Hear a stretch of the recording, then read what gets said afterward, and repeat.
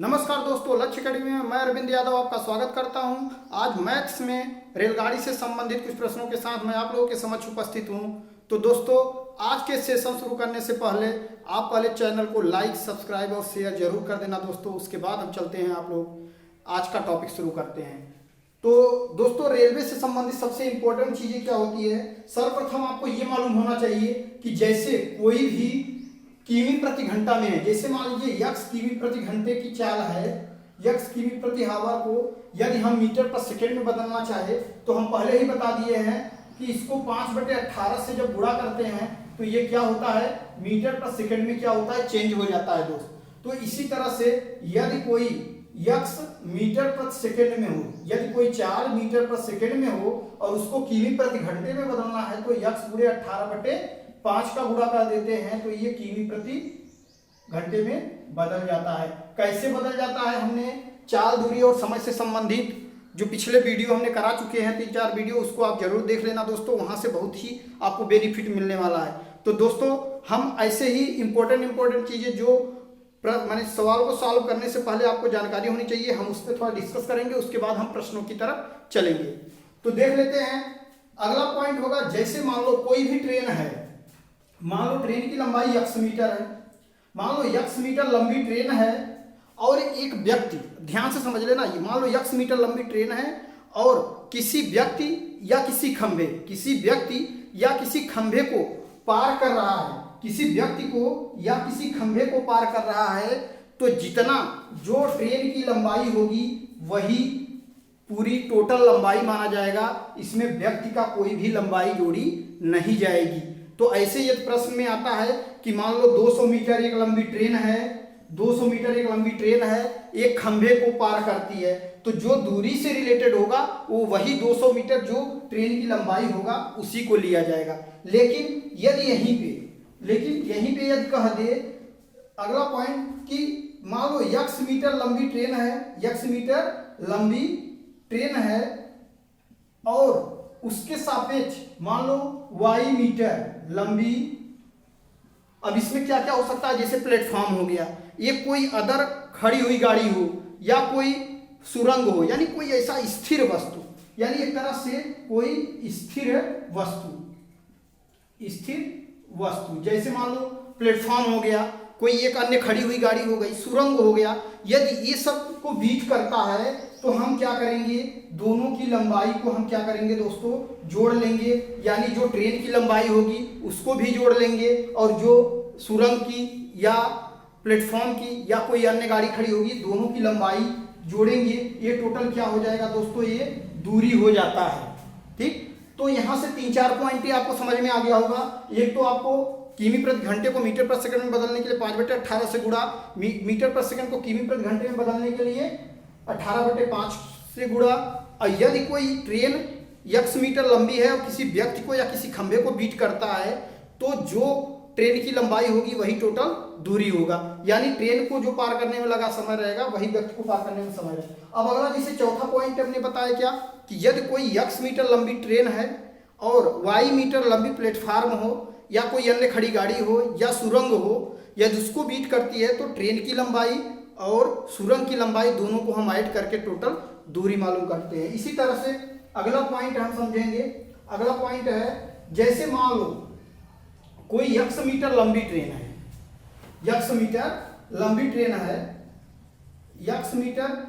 Train है और जिस दिशा में जा रहा है, ध्यान देना, x मीटर लंबी ट्रेन जिस दिशा में जा रही है, यानी जो दिशा पहले वाली ट्रेन की है वही दिशा दूसरे वाली ट्रेन की भी हो, यानी दोनों का दिशा, यानी दोनों की डायरेक्शन जब सेम होंगे तो उसका सापेक्ष चाल यदि निकालना होगा दोस्तों, सापेक्ष चाल की बात करेगा तो s1 माइनस s2, और जहां s1 is greater than s2 होगा, यानी जो बीट करना होगा। अब यहाँ ध्यान देना, हमेशा क्या होगा, जब एक ही डायरेक्शन में यानी एक ही दिशा में जब दोनों ट्रेनें जा रही हैं तो दोनों के चालों का हम क्या करेंगे, अंतर कर देंगे। ठीक, दोनों के चालों का अंतर कर देंगे। ये आपका 5वां पॉइंट हो गया। एक 6ठा पॉइंट आपको समझना होगा, जैसे मान लो कोई एक ट्रेन है वो s1 चाल से जा रही है और उसके सामने से एक दूसरी ट्रेन s2 चाल से आ रही है, यदि दोनों अपोजिट डायरेक्शन में आ रहे होंगे तो दोनों चाल क्या हो जाएगा दोस्त, जुड़ जाएगा, यानी S1 प्लस S2 हो जाएगा। ये सब चीजें आप ध्यान में रखना, ये सब बहुत ही इंपॉर्टेंट पॉइंट है। जब रेलवे से संबंधित आप प्रश्न को सॉल्व करेंगे तो ये चीजें आपको ध्यान में होना चाहिए। और एक चीज, यदि आपका ट्रेन की लंबाई चाहे सेम डायरेक्शन में हो चाहे अदर डायरेक्शन में हो, तो आपको लंबाई, जो ट्रेन की लंबाई होगी वो तो दोनों ट्रेन की लंबाई को आपको जोड़ने पड़ेंगे, लेकिन यदि आमने सामने से ट्रेन आ रहा होगा तो चाल को जोड़ना पड़ेगा, और यदि एक ही डायरेक्शन में ट्रेन चल रहे होंगे तो चाल को क्या करने होंगे, घटाने होंगे। तो ये सब अभी आगे आपको प्रयोग होने वाले हैं, अभी हम क्वेश्चन के माध्यम से समझेंगे तो बहुत अच्छे तरीके से समझ में आएंगे। ये सब बेसिक चीजें हैं, आपको जानकारी होनी चाहिए। तो शायद आपको समझ में आ गया होगा कि किस कंडीशन में हम जोड़ते हैं चाल को और किस कंडीशन में हम घटाते हैं, और कब हम ट्रेनों की लंबाई को जोड़ते हैं और कब केवल ट्रेन की लंबाई को जोड़ते हैं। तो इसी के साथ दोस्तों हम चलते हैं इस सेशन का पहला प्रश्न, और प्रश्न के माध्यम से हम सारे फार्मूलों को भी समझते चलेंगे साथ साथ में। तो दोस्तों इस सेशन का पहला क्वेश्चन हम देख लेते हैं। क्वेश्चन में कह रहा है 90 किलोमीटर प्रति घंटे की चाल से चल रही 125 मीटर लंबी रेलगाड़ी एक बिजली के खंभे को कितनी देर में पार कर लेगी। ध्यान देना, 90 किलोमीटर प्रति घंटे की चाल से ट्रेन जा रही है, जो ट्रेन की स्पीड है वो 90 किलोमीटर प्रति हावर है, और एक क्या है, एक खंभा है, उसी को पार करने हैं। वही पूछ रहा है खंभे को पार करने में कितना समय लगेगा, और जो ट्रेन की लंबाई है, लंबाई कितनी है दोस्तों, 125 मीटर। ध्यान से समझ लेना, हमने अभी पहले ही बता दिए, जब कोई व्यक्ति को क्रॉस करेगा या किसी खंभे को क्रॉस करेगा तो उसमें केवल ट्रेन की जो लंबाई होगी वो टोटल क्या होती है, दूरी हो जाती है। तो पहले हम यहाँ पे मीटर में है, ट्रेन मीटर में है, और जो उसकी स्पीड है वो किमी प्रति घंटे में है, तो हम इसको क्या करेंगे, 90 किमी प्रति घंटे को हम मीटर प्रति सेकेंड में बदल लेंगे। दोस्तों क्या करेंगे, 5/18 से गुणा कर देंगे, 18 पचे 90 और 5 पचे 25।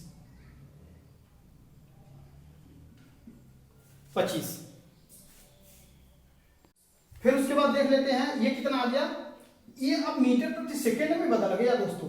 ध्यान देना, 18 पचे 90 और 5 पचे 25, यानी 25 मीटर प्रति सेकंड। जो ट्रेन है यदि वो 90 किलोमीटर प्रति घंटे से चल रहा है, यदि उसका हम मीटर प्रति सेकंड में निकालते हैं तो 25 मीटर प्रति सेकंड हो गया। और क्यों हमने मीटर प्रति सेकंड में कर दिया, क्योंकि जो ट्रेन की लंबाई है वो क्या है, मीटर में है। अब समय पूछ रहा कितने समय में ट्रेन को जो खंबे है उसको क्रॉस कर जाएगा। अब ध्यान देना, समय बराबर क्या होता है, आप लोगों को फार्मूला मालूम होगा, समय बराबर दूरी बटे चाल होगा, दूरी बटे चाल होगा। अब यहाँ पे दूरी कितना हो गया, 125 मीटर। भाई ट्रेन की जो लंबाई होगी वही टोटल दूरी हो जाएगी, हमने पहले ही बता दिया, क्योंकि व्यक्ति हो या खंबे हो उसमें किसी की लंबाई नहीं लेते, क्यों, ट्रेन की ही लंबाई टोटल दूरी हो जाती है। तो यहाँ पे चाल क्या है इसकी, मीटर पर सेकंड में निकाले हैं तो 25 मीटर पर सेकंड हो जाएगा। ये मीटर से मीटर कैंसिल हो जाएगा और ये लास्ट में कितना हो जाएगा, 125 को या भाग देंगे तो 5 बार में कट जाएगा, यानी 5 सेकंड में क्या कर देगा, क्रॉस कर जाएगा, यानी 5 सेकंड में खंबे को क्रॉस कर जाएगा। तो नोट कर लीजिए दोस्तों। तो चलिए दोस्तों अगला क्वेश्चन देख लेते हैं। अगला क्वेश्चन है 450 मीटर लंबी रेलगाड़ी की लंबाई कितनी है, 450 मीटर लंबी रेलगाड़ी 72 किमी प्रति घंटे की चाल से 350 मीटर लंबी गुफा को कितनी देर में पार कर लेगी। अब ध्यान देना, यहाँ दोस्तों ट्रेन की लंबाई भी दे रखी है और एक गुफा की लंबाई दे रखी है, हमने पहले ही बता दी है। यदि ट्रेन की लंबाई और गुफा स्थिर वस्तु है या दोनों की लंबाई दे रखी है तो दूरी में क्या होगा, दोनों ऐड हो जाएगा। तो सर्वप्रथम जो चाल है, चाल क्या है, 72 किमी प्रति घंटे है। हम इसको मीटर पर सेकंड में बदलेंगे। क्यों बदलेंगे, क्योंकि जो ट्रेन की लंबाई है और जो गुफा की लंबाई है वो मीटर में दे रखा है, तो इसीलिए हम क्या करेंगे, पहले जो किमी प्रति घंटे है उसको हम मीटर पर सेकंड में बदलते हैं। तो हो जाएगा 72 गुणे 5/18 और 18 चौको 72, 5 चौके 20, यानी 20 मीटर प्रति सेकंड। जो ट्रेन की स्पीड होगी वो क्या हो जाएगी, 20 मीटर प्रति सेकंड हो जाएगी। और कह रहा है समय कितना लगेगा, किसे, यदि ये गुफा को पार करना है, गुफे की जो लंबाई है वो कितना है, 350 मीटर है। तो टोटल दूरी कितनी हो जाएगी, तो कुल दूरी पहले आप देख लो, जो दूरी होगी वो क्या होगी, ट्रेन की लंबाई, यानी ट्रेन की लंबाई और प्लस गुफा की लंबाई, गुफा की लंबाई। तो इन दोनों को यदि ऐड करते हैं तो ट्रेन की लंबाई कितनी है दोस्तों 450 मीटर और गुफा की लंबाई कितनी है 350 मीटर। यदि हम दोनों को ऐड करते हैं तो ये टोटल दूरी हो जाएगा और यहाँ 7 800 माने 800 मीटर हो जाएगा। इसका मतलब जो दूरी हो गया वो 800 मीटर दूरी है, बीट करने हैं और स्पीड उसकी क्या है 20 मीटर प्रति सेकंड के हिसाब से। तो पूछ रहा है गुफा में कितनी समय बाद गुफा को पार कर जाएगी। तो हो जाएगा समय बराबर क्या हो जाएगा, समय बराबर हो जाएगा दूरी बटे 4।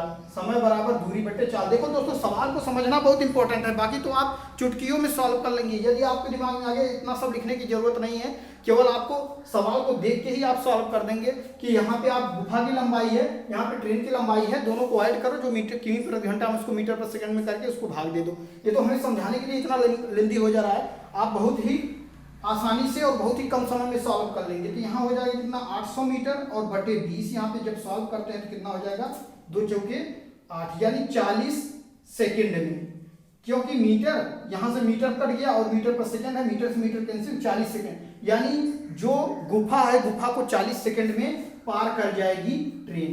नोट कर लीजिए। तो चलिए दोस्तों अगला क्वेश्चन देखते हैं। अगला क्वेश्चन बहुत इंपॉर्टेंट है, बहुत ही मजेदार क्वेश्चन है। क्वेश्चन में कह रहा है ये रेलगाड़ी 120 मीटर लंबे प्लेटफॉर्म को 10 सेकंड में तथा एक खंभे को 4 सेकंड में पार करती है। रेलगाड़ी की लंबाई कितना होगा तथा चाल किमी प्रति घंटे में। अब ध्यान देना दोस्तों, एक रेलगाड़ी है, रेलगाड़ी की लंबाई मालूम नहीं है, लंबाई को मालूम करना है। और एक प्लेटफॉर्म की लंबाई 120 मीटर लंबा है, उसको 10 सेकंड में पार करता है। और एक व्यक्ति है, एक खड़ा व्यक्ति है, उसको एक खंभा है, उसको 4 सेकंड में पार करता है। तो चलो देख लेते हैं दोस्तों। हमने यहाँ पे मान लेते हैं, माना जो रेलगाड़ी है, माना रेलगाड़ी की लंबाई x मीटर है। ध्यान से समझ लेना, क्योंकि हम जब बेसिक हमको समझ में आ गया तो कोई सवाल रहेगा हम उसको बहुत ही आराम से सॉल्व कर लेंगे। हमने ट्रेन की लंबाई हमको मालूम नहीं था, हमने क्या मान लिए ट्रेन की लंबाई x मान ली। तो देखो खंभे के सापेक्ष, ध्यान देना, खंभे के सापेक्ष ट्रेन की चाल यानी रेलगाड़ी की चाल क्या होगी, खंभे के सापेक्ष चाल क्या होगा, खंभे के सापेक्ष रेलगाड़ी की चाल क्या होगी, चाल बराबर होता है दूरी बटे समय। हमने दूरी क्या माने हैं x माने हैं भाई, x टोटल जो ट्रेन की लंबाई है x है। तो जब खंभे के सापेक्ष होगा तो केवल जो ट्रेन की लंबाई होगी उसी में हम समय का भाग देंगे, बटे 4 हो जाएगा। ठीक, ये 4 हो जाएगा। और ये मीटर पर सेकेंड में 4 सेकेंड में पार करता है, मीटर पर सेकेंड। और इसी तरह से यदि हम देखें प्लेटफॉर्म के सापेक्ष चाल क्या हो जाएगा भाई, हमने ट्रेन को x मान लिए हैं, ट्रेन की लंबाई x मान लिए हैं, तो हमने x लिख देंगे और प्लस और एक 120 जो प्लेटफॉर्म की लंबाई है बटे हम क्या कर देंगे 10 सेकंड में पार करती है और ये मीटर प्रति सेकंड में है। अब ध्यान देना, दोनों क्या है समान यानी x बटे 4 बराबर क्या हो जाएगा x प्लस 120 बटे 10। हम यहां से क्या करेंगे, ट्रेन की लंबाई को आसानी से मालूम कर लेंगे। तो यहां हो जाएगा 10x, 3x मल्टीप्लाई करेंगे और 4x प्लस 12 चौके 48, 480 हो जाएगा। और यहाँ 10x माइनस 4x बराबर 480। इसको हमने इस साइड लाके इसको माइनस कर दिए। अब यहाँ 10x में से 4x घटाएंगे तो 6x बराबर हो जाएगा कितना 480 और x बराबर हो जाएगा 480 बटे 6। और यदि इसको हम सॉल्व करते हैं तो 6 48 यानी 80 मीटर। कितना हो गया दोस्तों 80 मीटर हो गया। अब ध्यान देना, ये जो 80 मीटर आ गया ये ट्रेन की क्या हो गई लंबाई हो गई, ट्रेन की लंबाई हो गई, ट्रेन की लंबाई हो गई। अब हम देखो जब ट्रेन की लंबाई हमको मिल गया तो हम चाल मालूम कर लेते हैं। और चाल को किमी प्रति घंटे में मालूम करना है, कोई बात नहीं है, हम चाल को मालूम कर लेते हैं। तो चाल बराबर हम पहले किसके सापेक्ष, हम खंभे के सापेक्ष कर ले रहे हैं, ठीक है, खंभे के सापेक्ष कितना हो जाएगा x की वैल्यू हमने ला दी 80 बटे 4 यानी 20 मीटर प्रति सेकेंड। अब यही 20 मीटर प्रति सेकेंड को क्या करने हैं दोस्त, किमी प्रति घंटे में बदल दो बस, यानी 20 गुणे 18 बटे 5 यानी 5 चौके 20, 18 चौके 72 किलोमीटर प्रति घंटा। एक तो आंसर आपका ये हो गया, ठीक, और एक दूसरा आंसर यहाँ पे आ गया। यानी एक यदि ट्रेन की लंबाई तो 80 मीटर है, और यदि चाल पूछ रहा है किमी प्रति घंटे में तो 72 किमी प्रति घंटे। ऐसे आप सॉल्व कर सकते हो। फिर से एक बार समझ लो। देखो, माना रेलगाड़ी की लंबाई, हमने रेलगाड़ी की लंबाई को x मान लिए। एक बार जो खंभा है, खंभे के सापेक्ष यदि चाल निकालते हैं तो x/4 हो जाएगा, और यदि प्लेटफॉर्म के सापेक्ष निकालते हैं तो x + 120/10 हो जाएगा। और यदि यही हम x की वैल्यू यहाँ भी रखे होते तो भी सेम आंसर आता, आंसर में कोई अंतर न होता। ये दोनों इक्वल है तो हमने यहाँ पे x/4 बराबर x + 120/10 कर दिया, और 3 मल्टीप्लाई करके x की वैल्यू मालूम कर लिए। यानी x की वैल्यू कितना आ गया, 80 मीटर। यहाँ से हमको एक आंसर मिल गया जिसमें ट्रेन की लंबाई मालूम हो जाता है। अब इसी के हिसाब से हम चाहे खंभे के सापेक्ष चाल मालूम कर ले, और चाहे तो प्लेटफॉर्म के सापेक्ष चाल मालूम कर ले, और जब चाल मीटर पर सेकंड में आ गया तो उसको किमी प्रति घंटे में बदलने के लिए 18/5 से मल्टीप्लाई कर दो और आंसर आ जाएगा। नोट कर लीजिए दोस्तों। तो अगला क्वेश्चन देखते हैं। अगला क्वेश्चन कह रहा है 82 किलोमीटर की चाल से जा रही 120 मीटर लंबी रेलगाड़ी उसी की दिशा में 10 किलोमीटर प्रति घंटे की चाल से जा रहे एक व्यक्ति को कितनी देर में पार कर लेगी। अब ध्यान देना दोस्तों, हमने पहले ही बता दिए, जब कोई ट्रेन हो और या कोई व्यक्ति हो, यदि एक ही दिशा में जा रहे हैं तो उनका चाल क्या होगा, आपस में घट जाएगा। यानी दोनों चालों का क्या हो जाएगा दोस्तों, अंतर हो जाएगा। तो यहाँ जो चाल है, एक की चाल क्या है, 82 किलोमीटर प्रति घंटा है, और जो व्यक्ति की चाल है वो 10 किलोमीटर प्रति घंटा है। तो यहाँ व्यक्ति के सापेक्ष ट्रेन की चाल क्या होगी दोस्तों, व्यक्ति के सापेक्ष ट्रेन की चाल। अब यहां पे क्या हो जाएगा, दोनों का हम क्या करेंगे, अंतर, यानी 82 - 10 कर देंगे, यानी हो गया 72 किलोमीटर प्रति घंटा। समझ में आ गया। जब दोनों व्यक्ति भी जा रहा है, ध्यान से समझिए, जैसे कोई ट्रेन है और कोई व्यक्ति है, जब उसी की दिशा में जा रहे हैं दोनों, तो कुछ ना कुछ तो ये भी डिस्टेंस कवर करेगा ही करेगा। व्यक्ति भले ही वो स्लो चल रहा है, लेकिन कुछ ना कुछ तो डिस्टेंस कवर करेगा। इसीलिए हमने 82 में से 10 को घटा दिया, यानी ट्रेन की जो चाल है उसमें से व्यक्ति की चाल को क्या करे, घटाए। क्योंकि ये जो व्यक्ति है कुछ ना कुछ तो बढ़ा ही रहा है। 10 किलोमीटर प्रति घंटे के हिसाब से 100, 200 मीटर, 50 मीटर जो भी कुछ बढ़ाएगा, लेकिन बढ़ाएगा ही उसकी डिस्टेंस। तो इसीलिए हम क्या करते हैं, दोनों का अंतर कर देते हैं।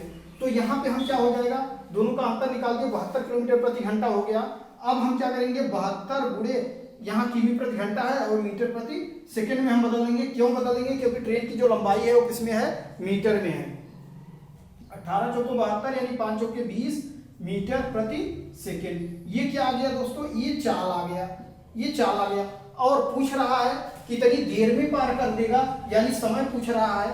तो समय निकालने के लिए हम क्या करेंगे, कुल दूरी 120 मीटर है बटे 20, यानी 6 सेकंड। 6 सेकंड में पार कर देगा। ये आपका आंसर हो जाएगा दोस्तों, 6 सेकंड में पार कर देगा। चलिए दोस्तों देख लेते हैं अगला क्वेश्चन है। क्वेश्चन है 64 किमी प्रति घंटे की चाल से जा रही 200 मीटर लंबी रेलगाड़ी अपने सामने से आ रहे 8 किलोमीटर प्रति घंटे की चाल से एक व्यक्ति को कितने समय में पार कर देगा। ध्यान देना, एक ट्रेन है, ध्यान देना, एक ट्रेन है, ट्रेन की स्पीड दे रखी है क्या, 64 किलोमीटर पर आवर, और एक सामने से व्यक्ति आ रहा है, मान लो S2, इसकी जो स्पीड है वो 8 किलोमीटर पर आवर है। हमने अभी क्या बताया, जब कोई ट्रेन की अपोजिट दो चीजें, यानी एक ट्रेन भी जा रहा है और व्यक्ति भी जा रहा है, तो दोनों के क्या होंगे, चाल आपस में जुड़ जाएंगे। चाल को क्या करने हैं दोस्तों, जोड़ देने हैं। तो यहां पे क्या हो जाएगा, ट्रेन यहां व्यक्ति के सापेक्ष